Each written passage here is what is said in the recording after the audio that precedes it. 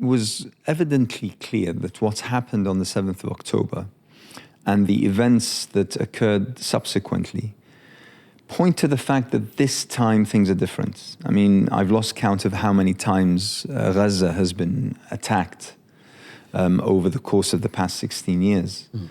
But this time, for some reason, it feels different for a number of reasons. Not only because of how this begun, but also of how it unfolded and the narrative that accompanied the events on both sides, on the Palestinian side as well as the Israeli side, and also the international sort of reaction. So maybe the first question that we ought to open with is this a game changer? Is this something that will have an indelible impact on how the Palestinian cause is progressing or otherwise? Will it have ramifications that will stay with us for a while? How do you see this? Bismillah ar-Rahman ar-Rahim. I think it is a game changer in the sense that the myth of the invincibility of the Israeli army has been shattered. A faction, militant group, resistance movement invaded Israel, which was the part of Israel was filled with military bases and experts, and they were defeated. They were literally caught with their pants down. Literally, some of them. We saw when they were captured. This is the game changer, because in the minds of many countries across the region, that this is the army that cannot be, is invincible, cannot be defeated. I mean, what proved this furthermore is the fact that within 24 hours, Netanyahu was on the phone calling for help. Yes. You see, to the Americans calling, and they get $5 billion worth of weapons and armor, etc. every year. Yeah. And they couldn't, the intelligence failed, the military failed, and then the media coverage was so disgraceful, you see, by saying, well, this is Daesh. Yeah, coined, of course, by Netanyahu, the supreme liar, and, trying to create this image in the West that we fight in Daesh. Daesh is Hamas and Hamas is that. No one is buying this anymore, you see, because what happened, it was all on camera. Yeah.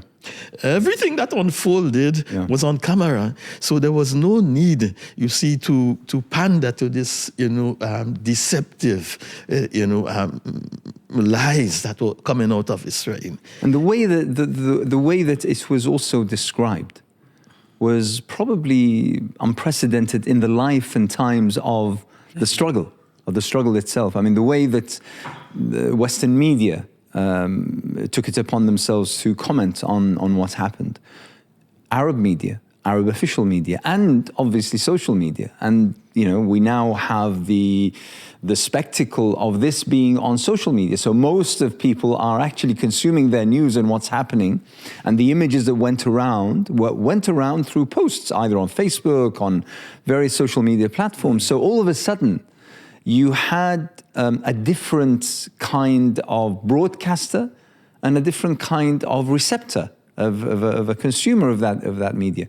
So things are definitely different. Well, definitely. And what really interested me most of the immediate analysis that was on the 7th of October, when people heard the news and started seeing the images coming from Palestine, is the comparison made with the famous Tet assault in Vietnam in 1968.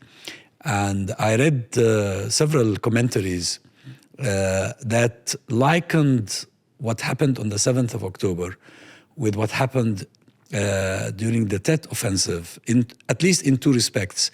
First, the surprise element, and second, the long-term repercussions. Immediately after the Tet offensive in 1968, public opinion in America changed radically. And the American administration started preparing the ground for withdrawal or complete dislodging from the Vietnamese problem.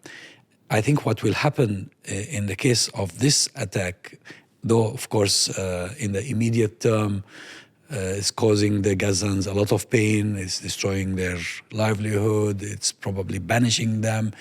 The Israelis want to depopulate Gaza, they want to create a second Nakba, but in the medium and long term, this is going to be the end of the Zionist project. Mm-hmm. You actually believe that? You actually think that that is... Without doubt. Within reach? Without doubt.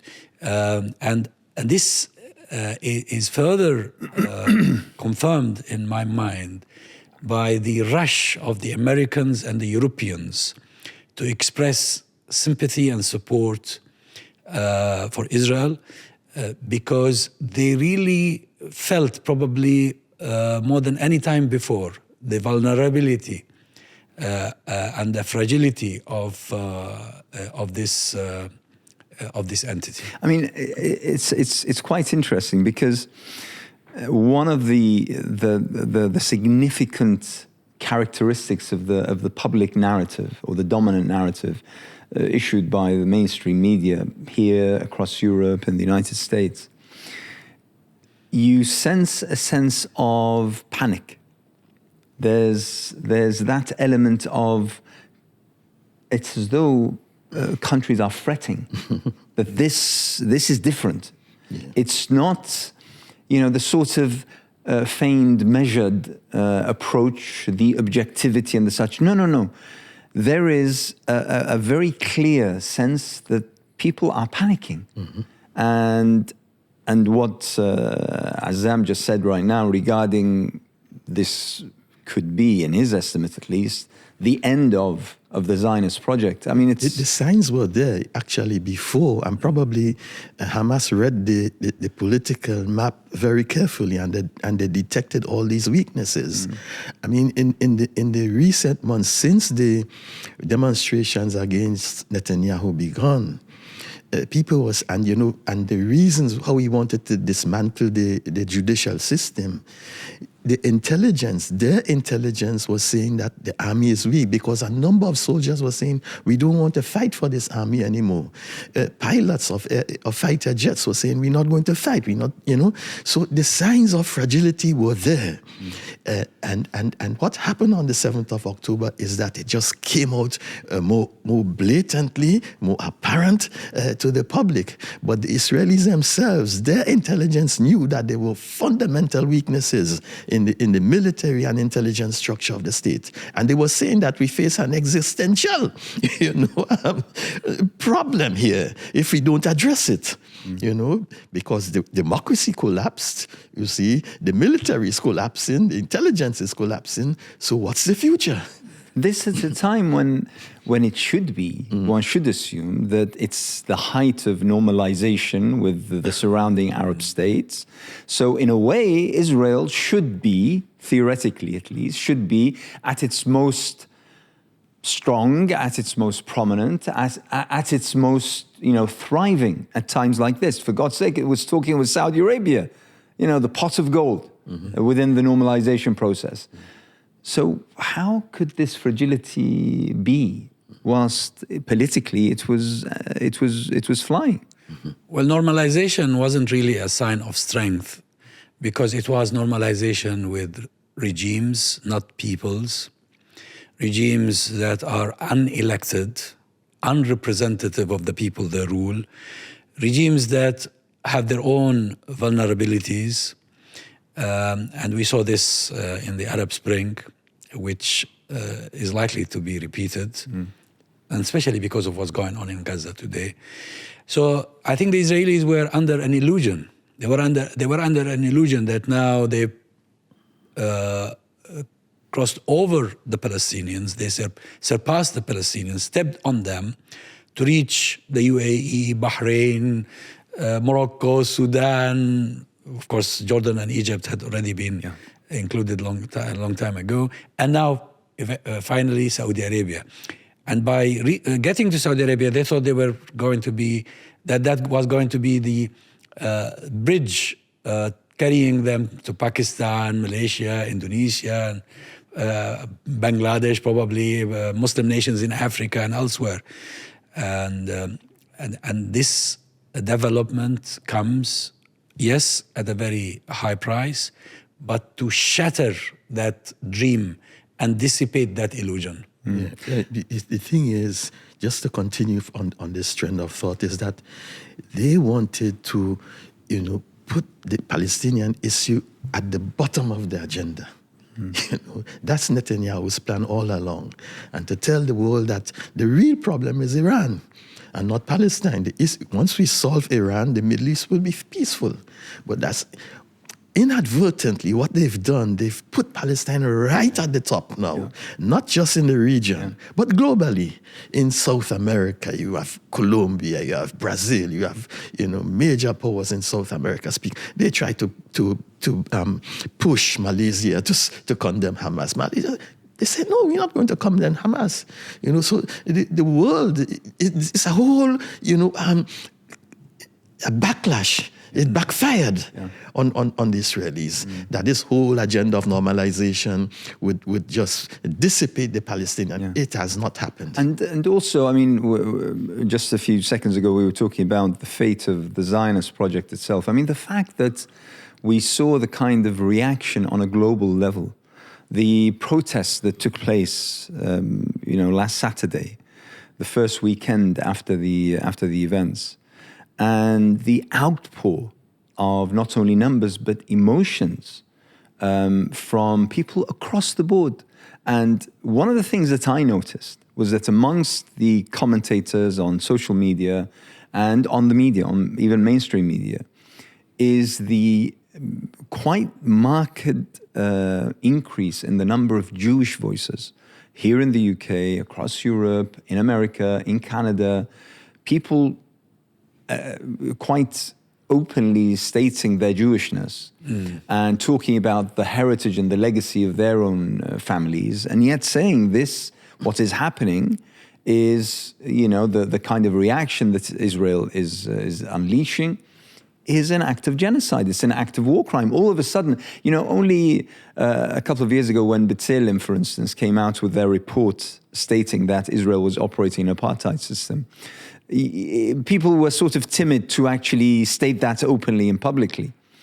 But now all of a sudden we've gone beyond apartheid. We're talking about war crimes. We're talking about crimes against humanity, and openly people are stating that what is happening in terms of the reaction of Israel are wars against humanity, are war crimes and the such. Yeah. So you sense that, coming back to the issue of the Zionist project, that surely, when 75 years on from the Nakba, you have the third generation of Palestinians who are now leading the streets across the world in protest, when you have young Palestinians feeling more of an affinity to their Palestinian identity, understanding the complexities of the issue itself, talking about its Islamness, if you wish, talking about its relationship to the aspect of humanity, rather than it being a very narrow nationalistic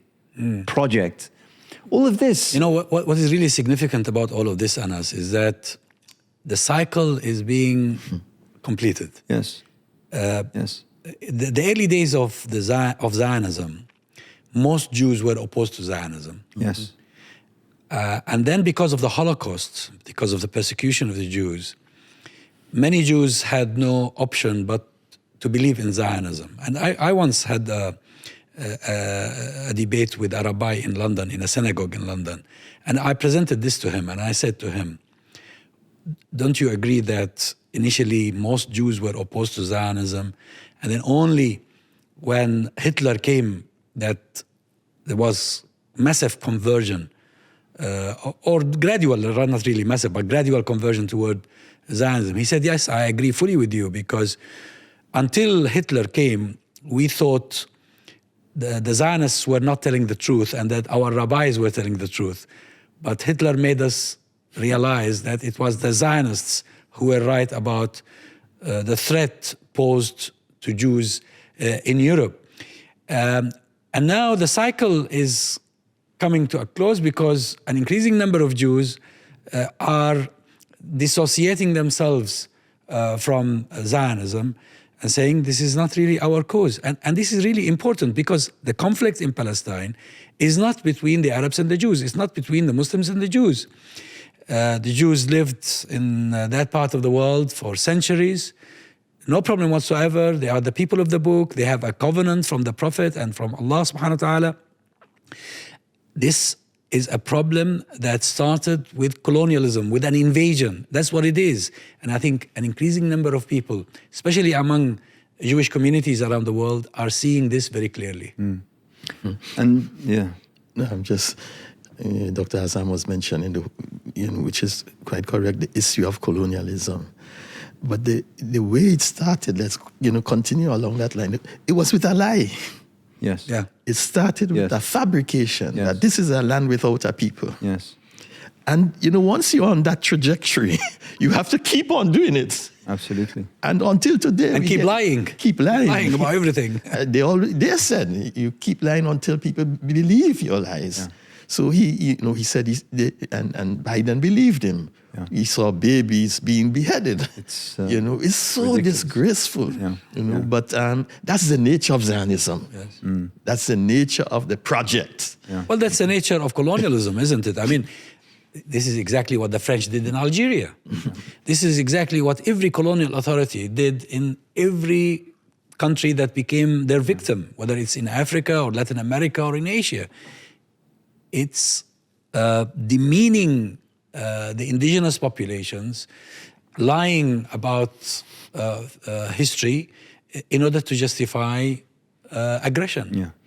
Yeah. It's not just simple lies. They said we are coming to this region to bring civilization. We're going to bring to this backward part of the East civilization. And yesterday, Netanyahu, he was saying, it's a war against civilization. Yeah. The war against Hamas is a war, or Gaza is a war against civilization. Yeah. That's the civilization. Yeah. To massacre women and babies. The vast majority who've died in this war so far are children and women. Let's talk about the Palestinians. What happened on the 7th of October was an expression, in my view, of defiance on behalf of the Palestinian people. This wasn't necessarily about Hamas or about the Qassam brigades. This was about the Palestinian people expressing how they felt after 3 generations of occupation, of subjugation, of oppression, of taking away their possessions as well as their rights and human dignity. And this is affirmed by the fact that the Palestinians, all Palestinians across the board, ideological, religious and the such, inside Palestine, Gaza, the West Bank, inside 48, as well as abroad, how they expressed, their emotions and their feelings regarding this expression of defiance. But, obviously this needed to be framed in a particular way to demonize it. And this needed to be sought in a way so that basically the evil side of what happened, plus the lies that you mentioned, were added, to the layers of the narrative that was then dispersed. But it seems that there were very little takers. Apart from those who were pro-Israel from the start, no one took the story. No one bought that particular way in which the story was framed. I agree with you, but I think also this event marks an important change in the strategy of the resistance. I wrote a book on Hamas, and yes. I claim to know a little bit about how it works and the thinking of its leaders. Daud also wrote a book. Until recently, the strategy of Hamas was a defensive one. And I remember when I visited Gaza in 2012, I remember having a discussion with Ismail Haniyeh about the movement strategy. And he said to me very clearly, the liberation of Palestine is beyond us. This is something for the Ummah to do. But our responsibility here is to defend ourselves. And if the Israelis attack us, we respond. But this attack on the 7th of October was the outcome of the accumulation of provocations by the Israelis over the past several years. Attacks on the people in the West Bank, in various places, burning their crops, killing their children, making their life impossible. The attempts to desecrate Al-Aqsa Mosque, to confiscate it, to seize it, to prevent Muslims from worshipping in it. Continuous attacks on Gaza as well. The siege that continued for 17 years, that made life in Gaza intolerable. Intolerable. I think the resistance in Gaza had no option but to think of taking offensive action rather than remain content with defensive action, because there are also about 5,000 to 6,000 Palestinians who are in Israeli prisons. They need to get them out. And Israel has refused to negotiate, has refused to do anything. And the peace process was increasingly turning against the Palestinians, because the Palestinian Authority in Ramallah is a collaborating agency with Israel. I think now the strategy of the resistance, as we saw on the 7th of October, is not to wait for Israel to attack, but to preempt. How do you see this? Do you agree with Absolutely. that? And how do you find that this will also impact the next phase of the struggle? Well, the thing which triggered in my mind, the move from Hamas was the desecration, the constant, the daily incursions into Masjid al-Aqsa. That was a provocation one step too far. And it's not just linked to Palestine anymore. The Muslim world will realize that, yes, they are the guardians, but we have to support them from behind. And they are capable. Just a little more help. Yeah. Just a little more support and solidarity, and we'll get there. We'll liberate Al-Aqsa and Al-Quds if we support them, because they have the determination, the resolve, the will to do it. Do they have the strategic thinking? Do they have the capacity to see that? Because, it's not just, muscle, and it's not just brute force. It also takes a... The West Bank is changing. In the last year, we've seen significant changes in the West Bank, which is, of course, geographically closer to Jerusalem as part of the West Bank. And that scenario is changing. The problem, of course, is the collaborators. I was just going to say, don't you think that the biggest obstacle and impediment is actually those from within? Oh, yeah. It's the Palestinian Authority. And the way in which Mahmoud Abbas responded was nigh on disgraceful. But every colonial authority does this. Every colonial authority creates a fifth column. The Vichy government in France is the best well-known example in this regard. But the people who believe in their rights will have to devise ways of defeating this.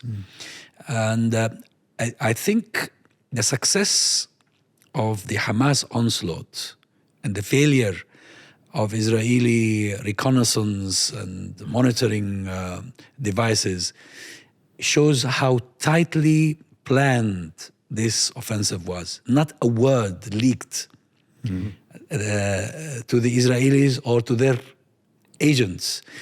And to me, this is really amazing, because one of the reasons for the continuous setbacks in the West Bank, when young men come together in Jenin or in other places and they want to put up resistance to pressure the Israelis to stop their violations, is that collaborators inform on them. Mostly inform to the Palestinian Authority in Ramallah, and the Palestinian Authority in Ramallah relays the information to the Israelis, because security collaboration is continuous, 24 hours. In this case, nobody knew anything. Nobody. not the Americans, not the Israelis, not the Palestinian Authority, not anybody in the neighborhood. And I think this should probably interest researchers and experts on warfare to think about and even write about. And we're talking about the actual reaction of the Palestinians in the aftermath, the immediate aftermath of the 7th of October. But obviously, over the subsequent days, it appeared that the Palestinians, the people of Gaza particularly, were going to pay a hefty price. And we've seen an attack that could be labeled as being crazed, rabid, absolutely out of control, and it's a lashing out more than an organized attack. And it seems that someone is intent on ending this once and for all, in their mind at least. Well, Netanyahu, he knows if his political future is on the line right now, and he has to do something to save. I would suggest even more than his political future, his legacy. His actual name, his reputation. He's facing jail. Yeah. There's so many charges against him there, waiting to be taken up. And he has to have some kind of political, victory of sorts, just to wriggle himself out and to continue in power. And that is on one level. So I think he's going to struggle really. Mm-hmm. And this is why we had this. You said that it's rabid. Well, it's not self-defense as they claimed. Yeah. This was revenge. Yeah. This was revenge, pure and simple, and it's gone beyond that. And the world is waking up gradually. In Spain, we have ministers calling out that this man should be brought to The Hague. Yeah. Somehow, he has to be brought to The Hague. But the problem is, we have the prosecutor in The Hague who sent within days monitors to Ukraine. Within days. Yeah. He sent monitors to the Ukraine. His name is, Karim Khan, a Muslim guy. He sent monitors to the Ukraine. And still after 10 days now, nothing. Not a word from him about Nothing. Gaza. Absolutely. Not a word. And so, that sense of injustice, is running deep. Yeah. In Palestine and across the world. It's running very deep. But people are seeing through it. Yeah, it's running deep. And these are causes, they would trigger something. We tend, and our media in the West tend to look at the results. Hamas, invaded Israel. What are the causes? Let's go back to the causes. And this kind of injustice, this kind of duplicity and double standards, it's getting to people across the world. And every single time it seems that the media handle this as though history has just started, has just begun. And they did contextualize, this event from whatever occurred over the course of the 17 years of blockade. Yeah, 17 years. It's unimaginable. If I sometimes think to myself that if I was to tell the story of Gaza, I would find it very difficult to put it in words that make sense. I mean, to say that a population of 2.5 million, a metropolis, larger than, a major city in the UK, for instance, that is caged in an area that is so small and crowded, and not for a week, not for a month, not for a year, but for 17 years. Yeah. 17 years. I mean, I was trying to explain this to a young journalist just a few days ago. And I was saying, imagine that you have an admission to study at a university somewhere, but you don't know whether you can travel or not. You have an appointment to see a surgeon in order to carry out a life-saving surgery, but you don't know whether you'll make it or not. Dialysis.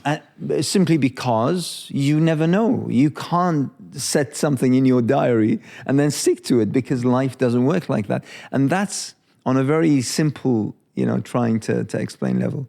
But the fact is that we saw this, we witnessed this. We are, eyewitnesses to what happened, what the world hope, did. What gives us hope is if they can do this after 17 years of blockade, incredible. if they were free, what would they do? It's incredible. Yeah, it's incredible. What would they do if they were free? It was absolutely. And the siege didn't work. Didn't prevent them or didn't bar them from developing themselves. But regarding the media, you mentioned the media several times. I think it is scandalous that the media in the West is willing to scrutinize what politicians do or say on any domestic issue, but not when it comes to foreign policy. Yeah. I don't know what's wrong with these guys. It's as if foreign policy is something that Set in stone. they trust politicians about it. Okay, if politicians mess up in domestic affairs, why do you trust them to do very well in a foreign policy?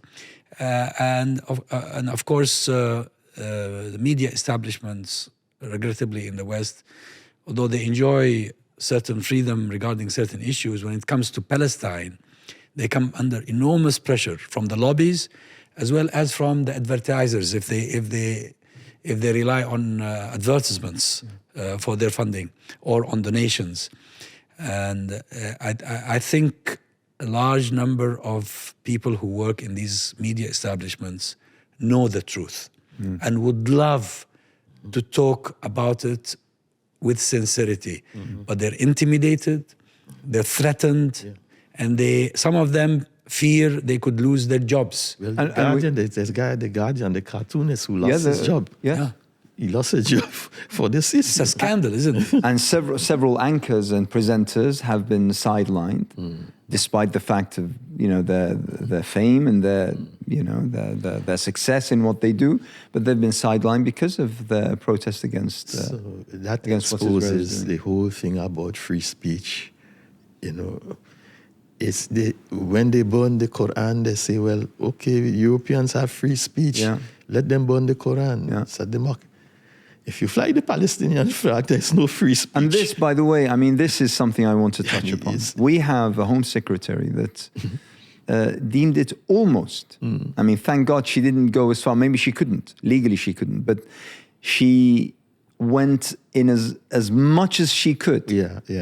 In order to show or to express that carrying the Palestinian flag was almost something that the police needed to be. I think she wanted to influence the police in the manner in which they interpret the law. She wanted them to interpret the law the way she wants it to be interpreted, rather than the way it should be interpreted. Yep. And I think the police just ignored her because rallies were held. The Palestinian flag continued to fly high. And I think now some legal action is threatened. Yes. If she went ahead with this idea of hers. Obviously we're talking here about Suella Braverman, but the Home Secretary, but it doesn't stop at her. In interviews watched by millions of people, people like the leader of the opposition, the head of the Labour Party, asked about whether Israel had the right to basically, take away necessities, life necessities from and deprive the people of Gaza from electricity, from water, from basics and the such. And he said yes. And this is, we're talking about Keir Starmer, we're talking about the former Attorney General, we're talking about someone who is specialized in human rights law, we're talking about someone, this is... No, you're talking about someone who has his eyes on 10 Downing Street. Yes. We expect elections anytime next year. And also in America. This is an election issue for them. And that's why they're trying to appease the Zionist lobby in whatever way they can because of the elections. I think it's... whilst we have our eyes on what's happening in Palestine, but this truly is something which is quite dangerous for here in the UK, for the West generally, when you have the leader of the free world openly stating an absurd lie and then coming back from it in a very measly manner, when you have probably, potentially, the future Prime Minister of the UK going against something that I would suggest GCSE students in law would know and understand. The very basics, the ABCs of international law. And you know, Anas, that child who was killed, actually butchered in Chicago. Yes. His blood is on Biden's hands. Absolutely. Because it was Biden who incited that hatred. Absolutely. And who provoked that man into killing the child and attempting to kill his mother, because he heard the president saying he saw pictures of beheaded Israeli children. Yes. Babies, yes, he said babies. When even the Israelis themselves said openly that we didn't see those bodies, we didn't see evidence of that. Yet, so we are approaching. I mean, we're talking about a long-term, indelible impact on the struggle of the Palestinian people. But I sense that there is going to be a long-term impact globally of this, not only because of what's happened, but also because of the kind of narrative and discourse and the framing of the whole series of events here in the West. Yeah, I think in the West, in Europe, in the North, the global North, the narrative will not change significantly. The approach, by leaders in these countries. But I think in the global South, people will become more assertive. You have, for example, in Ramaphosa coming out and saying, this is an apartheid state. Yeah. And we will not condemn Hamas. Yeah. In Colombia. So I think in the global South, we're going to see a pushback against the narrative that is dished out from the North, and this is in the interest, to the advantage of Hamas and the Palestinian people. When I always like to compare Palestine with South Africa. Yeah. I mean, who would have thought in the 70s that apartheid would come to an end in South Africa? I remember in the 80s, I used to work as a translator in Bahrain, and I used to translate statements issued by the UN about the plight of Mandela and his comrades who were in prison at the time. And there was very little interest in what was going on in South Africa. Eventually, apartheid came to an end. Eventually, the world changed. And Nelson Mandela, who was designated by Margaret Thatcher and Ronald Reagan as a terrorist, who would never be allowed to set foot on British soil, came to Britain. On a state visit. Was given a hero's welcome on a state visit. And now he has a statue, I think, he does. in the center of London. It happens. And I remember once I was speaking in Trafalgar Square in one of the rallies early on, a long time ago. And I brought up this example and said, probably one day we will see here in Trafalgar Square so and so being hosted to speak to us after the resistance movement in Palestine is no longer seen as a terrorist organization. Yeah.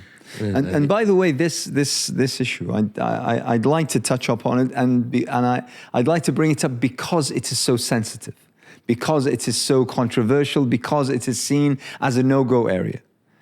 Once again, what you proposed is, why is it that we take our ministers and our government to task on local policies, on transportation, on the NHS and the such? On organizing a party during lockdown. For instance, yet when the Foreign Office or the government issues a decree that so-and-so organization is banned and proscribed as a terrorist organization, such as Hamas in this case. And it's not a legal decision, absolutely. It's a political thing. It's a political decision. It didn't go to court. It wasn't contested by a judge and jury. This was entirely political. Why is it that this isn't a no-go area? Why is it that, I mean, we say this, yet we know in our history, I grew up with the Troubles, with the Northern Ireland War. True. And it was Sinn Féin, it was Gerry Adams, it was Martin McGuinness. We couldn't hear his voice. Remember? On television, on radio. Their faces were pixelated, their voice was done by an actor. I remember this. And yet now they are elected members of parliament. They are the biggest party elected in Northern Ireland, and their dream for a united Ireland remains. You go to their offices and you see the map of their dream, the united Ireland. So these things, you know, we talk about South Africa, but we also have something much, much closer to home to compare with. True. So this is something that we also need to bring up. You know, in an interview that I did a couple of days ago, I was saying, you know, I don't regard Hamas as a terrorist organization. Okay, so my government did, but you know what? There are many European governments that didn't. So who says that we have to abide by what either David Cameron said or by Theresa May or the such? Who said that we need to do that? Well, regrettably, Anas, this has really frightened the Muslims in this country.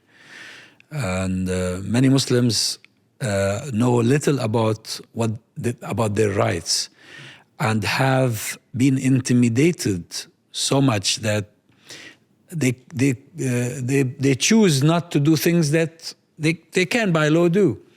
And this calls for awareness, for education about what it is you cannot do so as to know what you can do. Yes. Because, I mean, the other day we went to a local radio here in London and we were told just before we started talking like this in a discussion like this, you cannot mention this, you cannot talk about this, you cannot refer to this. I said to them, what the hell? If I knew, I wouldn't have come. I mean, what's the point?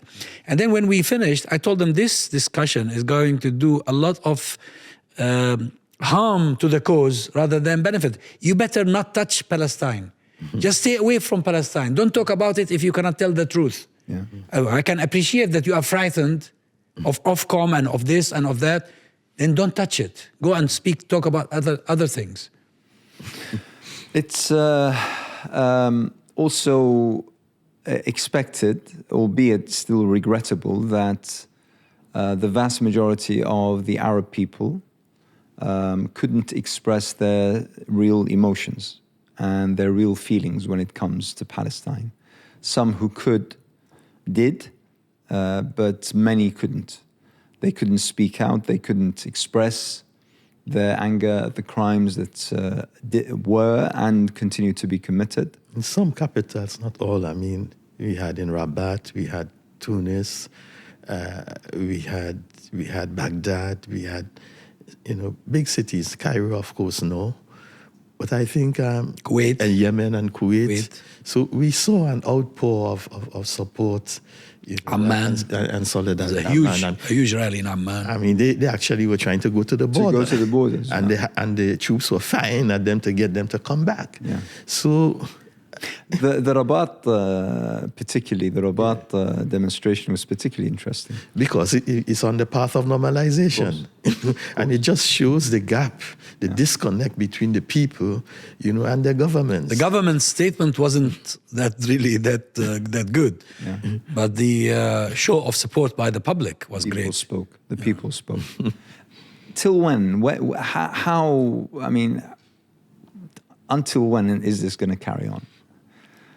Until when? What is it that will take it for another Arab Spring, another round of until the Arabs are free? I mean, the connection between Palestine and freedom of the Arabs is there for everyone to see. And no wonder that when the Tunisians took this to the streets, and then followed by the Egyptians, the Syrians, the Libyans, the Yemenis, and the Iraqis, the masses in the streets were shouting, the people want to bring down the regime, the people want to see Palestine free. Yeah. This was the slogan. There's a direct correlation, direct connection between the freedom of the people and the freedom of Palestine. The Palestinians are destined to continue to be at the forefront of resistance. But the freedom of Palestine, in my opinion, can be accomplished only when the Arabs are free. Not when Palestine is surrounded by governments who are persecuting their people, who are oppressing them, and who are denying them the basic freedoms, including the right to express their opinions. Yeah, there is a link between the dictatorships, and Palestine. It's clear. And when Mohammed Morsi said in 2012, we will not leave Gaza stand by itself. Yes. That was his end. That was his, The war immediately stopped. Yes. But then he paid the price for it. Yeah. He paid the price. And so we what happens today really explains why we have so many dictatorships.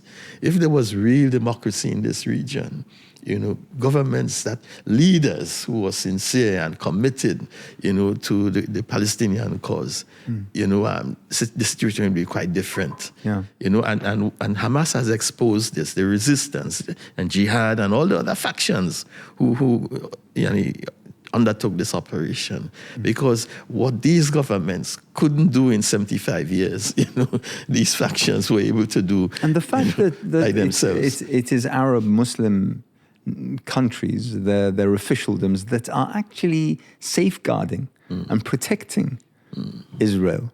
As we saw, the scenes we saw of Jordanians trying to cross the borders and being fought off by, the members of the Jordanian armed forces. I laughed when I read a tweet or something on social media. I can hardly remember where I read what and where.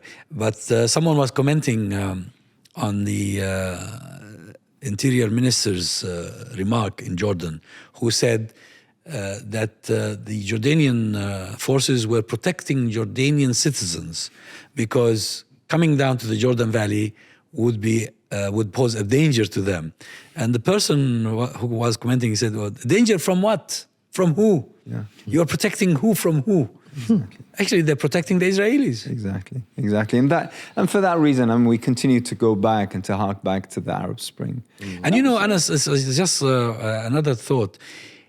If Egypt and Jordan alone, who happen to be neighboring Palestine, were to threaten the Israelis of severing ties, that alone would have been sufficient to compel the Israelis to stop the aggression on Gaza. Yeah, it happened. Remember in 1996 when there was the assassination attempt 1997 of Khalid Mish'al. King Hussein said, this will be the end of Wadi Araba. And they complied. And it was Netanyahu at the time. It was Netanyahu. Exactly. And he complied. Immediately, he gave the antidote. Yeah. Because this peace treaty meant so much to them. This is their lifeline. And as I was saying, we continue to go back and to hark back to the Arab Spring. Probably the biggest existential threat to the Zionist project was that. The fact that the people, the Arab nations, could be free, that would mark the absolute finality of Zionism, not only in the region, but probably even across the world.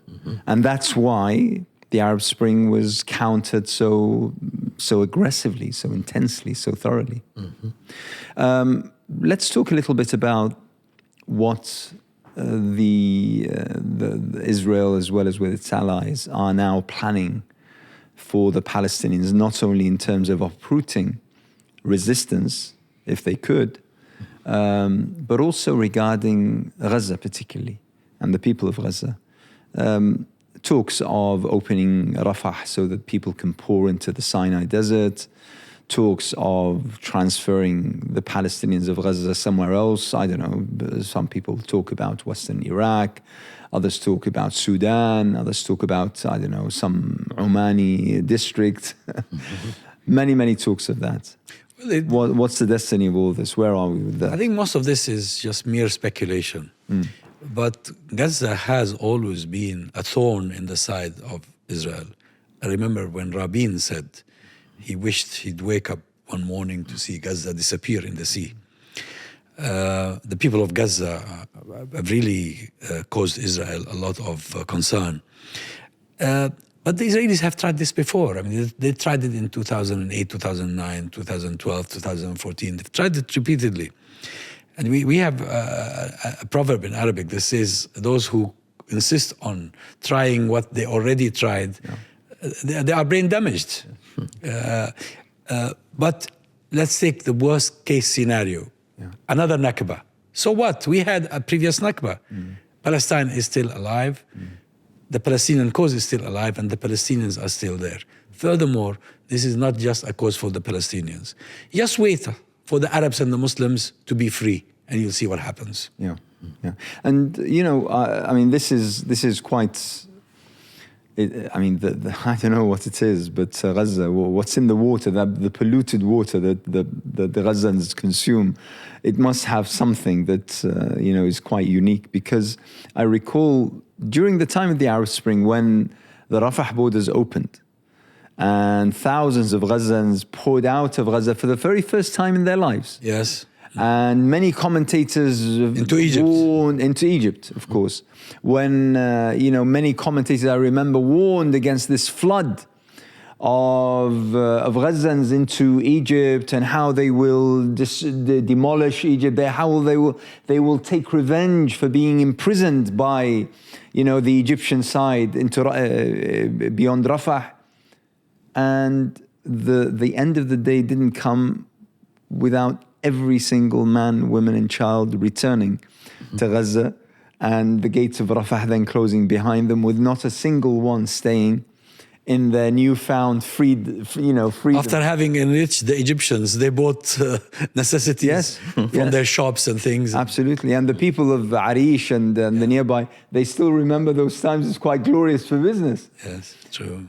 It's, I mean, I would also second the statement that the people of Gaza would. I mean, and we saw it in so many clips. People holding their dead children and saying that we will never leave. We will never leave. I mean, you talk about, you know, probably 90% of the peoples of those regions, and you think that if offered, you know, a way out. Yeah. They would happily take it. Well, some, I mean, you won't blame them if they try to find a safe haven anywhere, because it's not easy what they're going through, definitely. But you are right, the majority of the Gazans are saying we would not repeat the mistake made by our grandparents and our parents. In 1948. 1948, when they were told, okay, you go out and then we'll get things done, and then you come back again. They never came back again. It's too early to tell what will happen in Gaza, because the people of Gaza are determined to fight it to the end. And how do we end? How will this end? How will this transpire? What will happen? Well, no people remain weak forever. And the strong doesn't remain strong forever. Yeah. Things will change ultimately. We've seen contradictions and weaknesses opening up inside Israel. I spoke about it before. And these will continue. You know, the guy who is the prime minister today, he's fighting for his survival, for his future. You know, and eventually, you know, that system is collapsing. And without the support of the West, without the support of the West, they would not have survived. You know, and so part of what happens in Palestine, how fast it happens, would depend on the kind of awakening that takes place in the global north, in the UK, in the United States, you know, in France and Germany. And it is happening in the United States. Mostly, a significant number of young Jewish people are waking up and speaking out against the Zionist project. Significant numbers, you know. And so we have countries that are, for reasons that are well known, like Germany, they're still pushing back, you know, and France, of course. By the way, I mean, how many times did Germany side with the wrong side of history within a matter of a century? I mean, it's ridiculous. Yeah. So things have to change in countries like that, you know, before, in order to help the balance, change the balance, you know, of power in Palestine. And bit by bit, it's becoming extremely clear that there is no other issue like Palestine that is drawing a marker between those on the side of justice around the world and those who are not. It's quite remarkable. It's a very stark example of the struggle between truth and falsehood, between right and wrong. But it's not unique in history. There are so many examples.